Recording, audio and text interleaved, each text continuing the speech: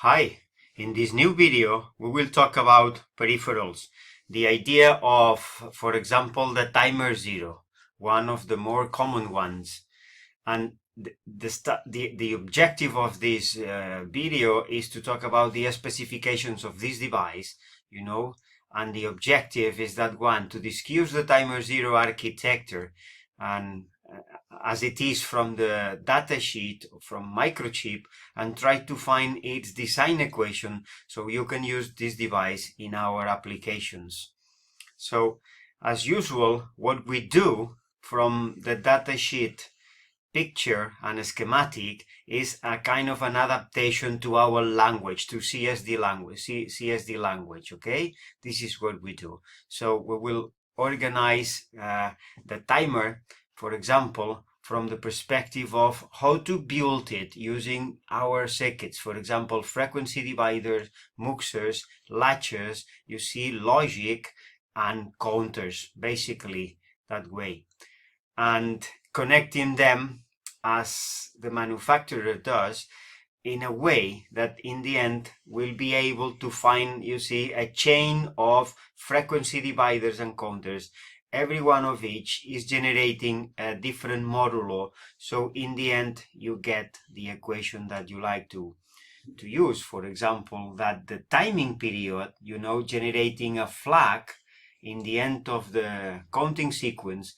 So this timing period flag is something like this: 4 times the frequency of the input oscillator, okay, or the microprocessor's crystal oscillator, for example. So 4 times this frequency multiplied by, or 4 times this period multiplied by the modulus of the counters. In this way you can generate, for example, 18.5 seconds, or 12 milliseconds, or whatever number that is of your interest in your application. So hi, let's see if I can explain you some details about how the timer zero goes and is working, or it is configured to do that kind of application that is counting pulses. So if you like to go counting, you better start, yes, the schema is in the datasheet of this device. For example, the datasheet of the peak. You can go and search now for the peak 18F4520, and there is a unit referring to the timer zero, in the same way that you have a different chapter for every single peripheral that is available in this, embedded in this microcontroller, right? But if now you like to think about counters in this course, this is what you do. You see, you like to translate the schema from the datasheet that is invented using microchip conventions, naturally. Let's try to analyze the counter, and let's try to develop our own schematic, something like this. So this is what I like to try to explain you now. And perhaps it's even something that you can do before. If you think about counters, you better go back to P7, right? In P7 is where the counters were explained. In digsys P7, okay? Here in P7 is where the idea of a counter of pulses was explained. You have the clock signal, you have as well the up and down, for example, then you have the count enable, and you have as well the load, the parallel load. So a number of n inputs that becomes the data in can be loaded to the n bits that is the queue, right? Something like this. So you have the output queue, the data in, and then there is as well here the terminal count that we name that way, 2 raised to the power n. That is the modulo. You see, that is the counter modulo. So you can count, if you have n bits, you can count up to 2 raised to the power n, that way. Okay, for example, if n happens to be 8 bits, you can count up to 2 raised to the power 8, so you can have 256 different states. So you can go counting them if you allow that thing to happen in count enable, and for example you are programming counting up. so that every time that you have a pulse, or for example a rising edge, this rising edge is counted, because that allows the counter go from one state to the next, like that. So that is the device that you very well can design in VHDL, as we did in P7. So now it's about adapting or understanding how a similar device can be implemented in this fabric of the microprocessor. And it works, you have several of them. You have the timer 0, the timer 1, the timer 2, and you know, everyone has a slight different details. So let's just start talking about the timer 0, for example. So you see, perhaps the first feature is about that one, that is about the clock, you see. So the clock source, now it can be selected. You can select between two different, by means of a bit, for example, you can configure the source clock, right? What is that you are going to go counting here? For example, you like to go counting external pulses that came when they came, you see? That way. So, for example, you can go counting cars that are on the tarmac, you know, running, or you can like to go counting the cars that go just are being counted or are being detected because there is a sensor there on the road. So every time that the car goes through the sensor, you have a pulse. So this is a car, another car, and later on you see another car, that way. Or perhaps you like to go, you have a magnetic sensor on the spoke of your wheel in your bike, and every time that the wheel turns around a complete, you see, 360 degree, you have a pulse. So you see, counting the number of pulses that you get from a bicycle running, you see, you can determine very well, counting the number of pulses for a given period of time. You can count, you can estimate and measure the speed in which the bicycle is running, that way. So 1,000 of different applications of this kind, where the sensors detect pulses and the pulses can be counted using a typical and classic counter. Very well, right. So that is here. So you have this possibility to pick up pulses. So every time that you have a rising edge, this means a different car. So you go the different, anyone who is passing through the photocell, so you can capture that person, because this is an event that you can go counting with this device in hardware. Or instead, if you like, you can switch to a very well-known source of clock, a clock source like this. You may connect that not like this, but like that. You see, you can connect here a very well-known clock period, and now it's simpler. That is perhaps the mechanism that is used in many applications as well, where every clock is counted. Every time that you have a clock period, you have a new value in the counter, something like this. So this may be one possibility, and that the other. So this is something that is considered here in the timer 0 from the very beginning. You see, you have, for example, a MUX2 that allows you, by means of this configuration bit, you see, you goes to the select input of this MUX, timer 0, clock source, TOCS. That way, if you select the channel 0, you are in some way selecting this external source of pulses. And timer 0, edge, you see, you can select the edge or source edge. You can make the circuit sensitive to the rising edges, or the circuit sensitive to the falling edges, because you have this short, and in this way it's a programmable gate. It's a buffer or it's a NOT, so you can make that thing sensitive to the falling or the rising edge that way. But in some way you connect that thing to an external port pin. So timer 0, clock input. So this is where you are connecting the external sources of possible pulses to be counted for a while, right? That is the idea. Or instead, if you are choosing the channel 0, what you are doing is counting, for example, in this mechanism here, the connection is straight to the microcontroller oscillator frequency divided by 4. This is what this data sheet says, right? So if your microcontroller is running, for example, from an external crystal oscillator that is, for example, 4 megahertz, okay, so that's a microprocessor that is running at this frequency. So this is the oscillator 1 and the oscillator 2. Here is where, by means of two capacitors, you see, you connect your crystal. So this is the frequency of the microprocessor. You can use this internal frequency, you see, you can use this, the same quartz, the same crystal quartz reference oscillator as the source of, you see, this pattern. You see, a very well-known source, so that this is going to be a perfect periodical signal of exactly 1 microsecond of, you see, oscillator period.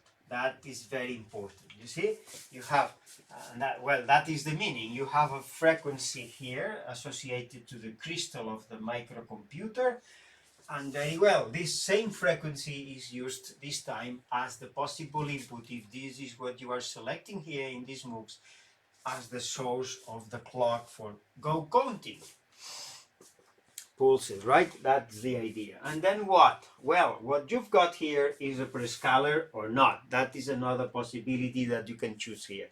Use the Prescaler or not use the Prescaler. And what is a Prescaler? Well, another counter that may be something invented like this. You have a counter that has several outputs. You see, it's counting in binary, and then there is a final multiplexer, for example, of 8 channel. This is the channel 0, and you can go down to the channel 7, and so you have a selection. This is the MUX 8, and you have a selection input. You see, a selection input, 3 wires that allows you to select between any one of these channels. So, for example, this is a division by 2, this is a division by 4, and this is a division by 256. That is very possible, right? You have a frequency divider, indeed, something that we studied very well in P8. Okay? You generate a counter, for example, a binary counter that goes counting, and the Q's goes to a final MUX. And in this way, you can pick up a single output of the 8 that you've got here, right? And in this way, you get a pulse every given number of pulses. And those pulses, if this is a binary counter, or binary sequential counter, you see, you are counting, dividing by 2, dividing by 4, dividing by the number associated to the pin, you see? That's it. Something like this is what is presented here in the datasheet as the Prescaler.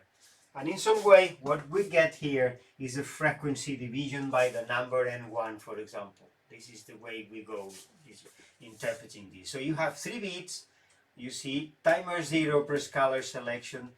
So for example, if here you have the value 0, 1, 1, what you are selecting here is a division by 16. So that is the possibility, right? That way. Every binary number is for selecting the output of this counter, so you get a frequency division. Not all the numbers, but only power of 2. You see, you can divide by 0. Well, dividing by 0, it is that way, straight way, without using, you see, bypassing very well the Prescaler devices itself. It's interpreted as a division by 1.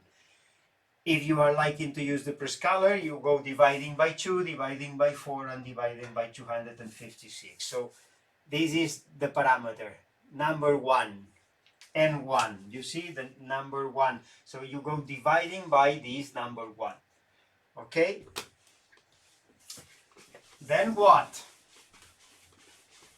Well, so you see, you like to use the Prescaler or not. That is the possibility. And then what you've got is a counter, indeed, a memory position or a register in the RAM memory. It doesn't matter very much how the hardware it is. But what you've got here is indeed the counter register. the pulses that arrive here in the clock input of this timer 0 counter are very much like what you know very well from the P7. But this time is a up counter only, so there is no need for up and down.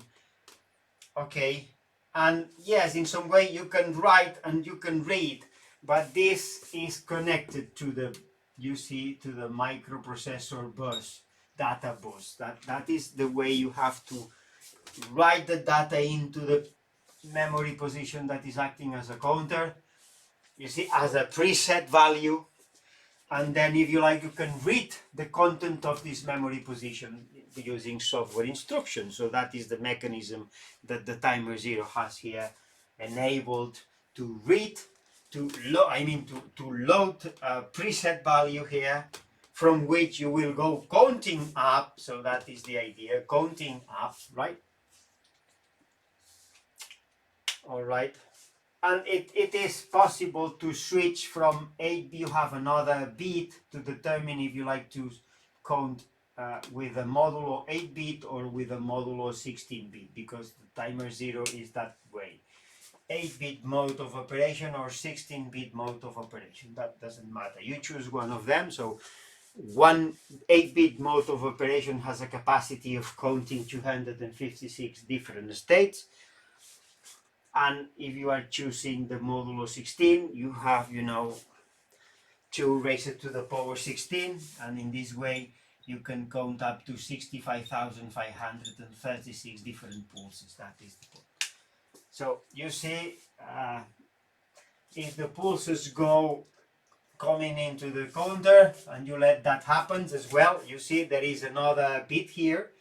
That one, in order to use this peripheral, you have to enable it. Timer 0 on, it's like a switch. You can interpret that like a switch that connects the timer to the power supply in some way. So if the device has power supply, it can be used. If not, there is no, you cannot use it. It is disabled. So you have the timer 0 on to determine when to use this device and when it's going to be blocked.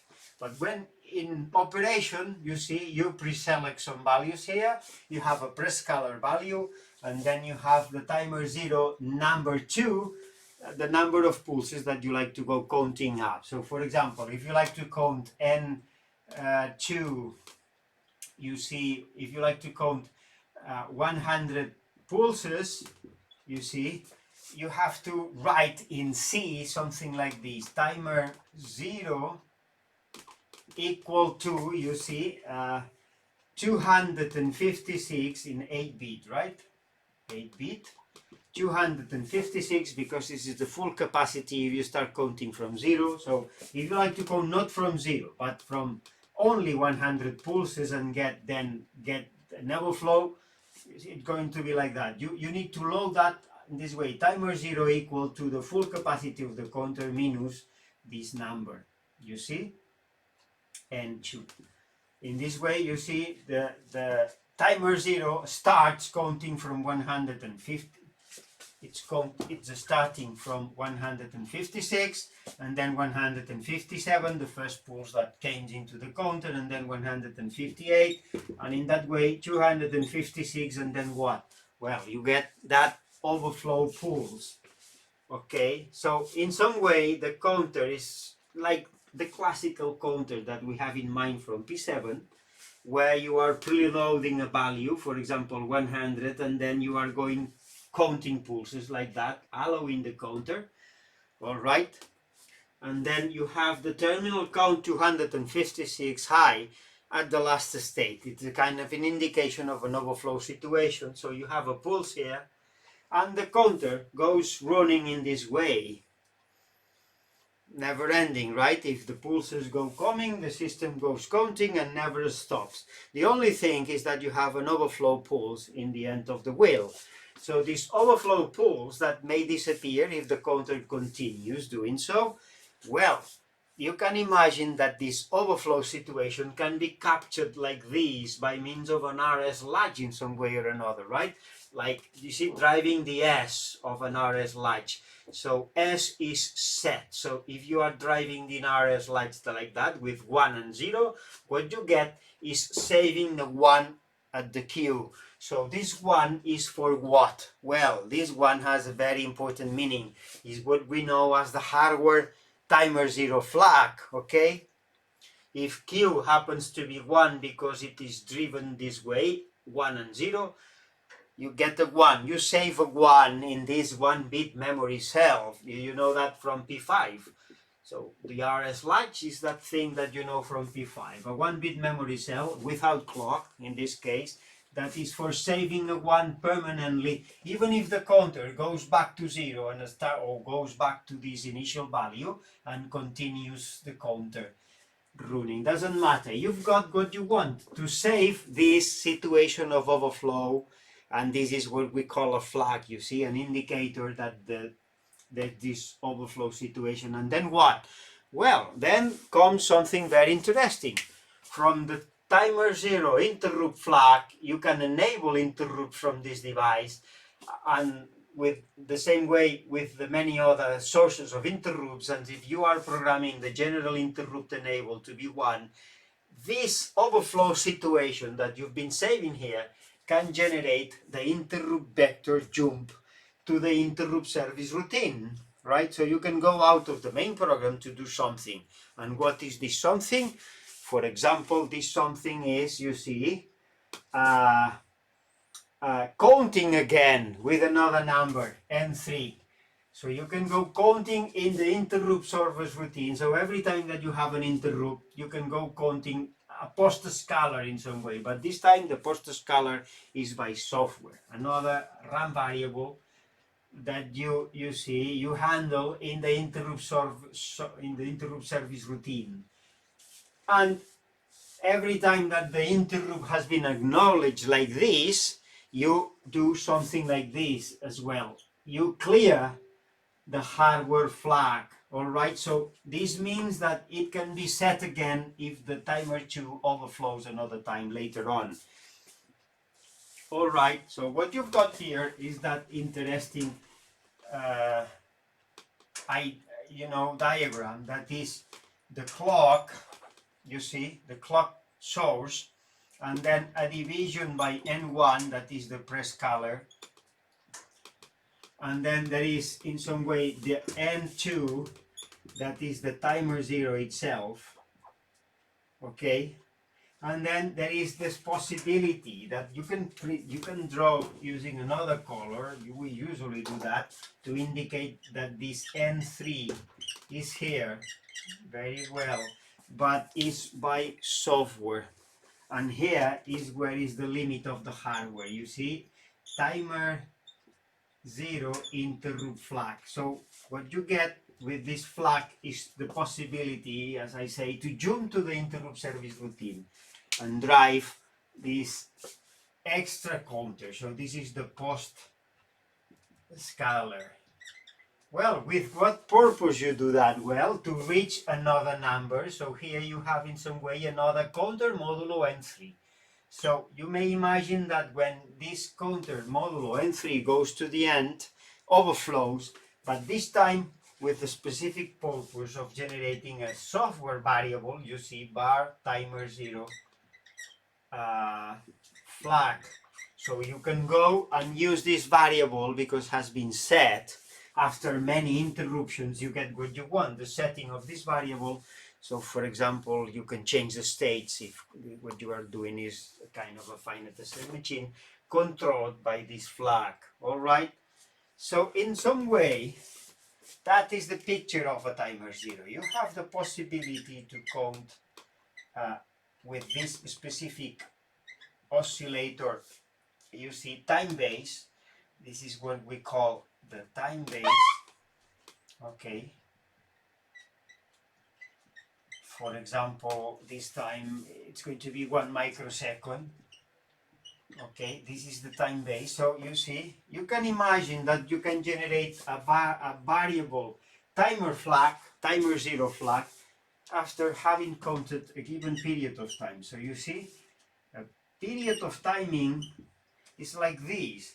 the clock, the oscillator period, you see, that is directly related to the crystal that is associated to the microprocessor, and then multiplied, you see, that number of pulses multiplied by Prescaler, multiplied by the timer 2, and multiplied by the number 3.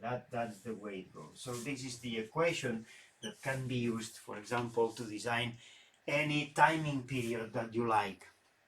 What is, for example, I ask you to invent a timing period of 18.5 seconds, like the example that you find in digsys, you see? This is what we want. We like to detect a trigger flag like this. This is the trigger flag, okay? And then we like to generate a waveform, so timer out is going to be high from this time when the rising edge of this trigger signal has been activated or detected. So you like to go and detect this timing period. So you like to be this signal high during the timing period. That way, this is what you like to implement here. Okay? So tell me if this is not possible using this mechanism, you see? It's going to be possible. Look at this. N1 maybe the number that you pre-select here in the Prescaler. Timer 0 maybe, for example, 8-bit. Okay, so N1 maybe, for example, 16. Okay, for example, like this.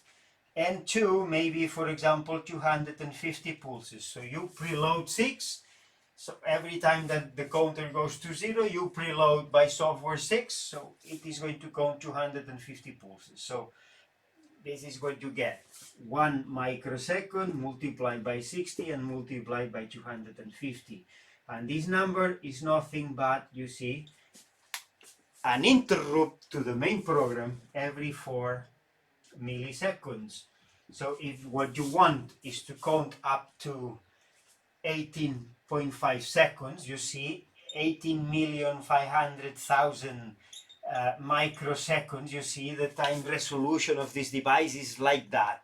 You can have this resolution of the microsecond because this is the time base, 1 microsecond in this system, you see?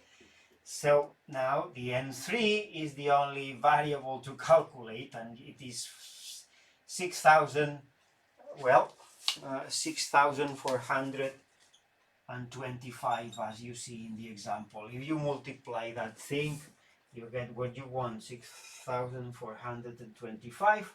This is generating for you 18.5 seconds exactly. So in some way, you get what you want, which is a timer.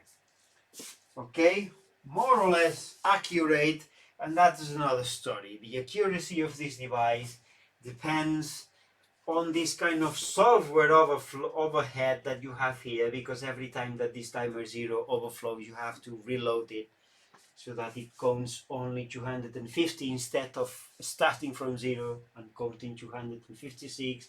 You may like to find another numbers. That is very possible. So this is what you can play here with the parameters to get the number of pulses that you like to go counting. But in the end, you see, if this is what you like to go reloading the timer with a number that is not 0, which is the natural thing to go here. You know that the counter, the hardware counter, when it reaches the end, start by 0 again. It's counting in binary. So after having all ones, the next number to count is all zeros, and then all zeros and 1, and this way. So, but if you do not do that, but you preload something here, a number, this is going to be used, is going to be solved by software, and that is going to imply some systematic error when counting.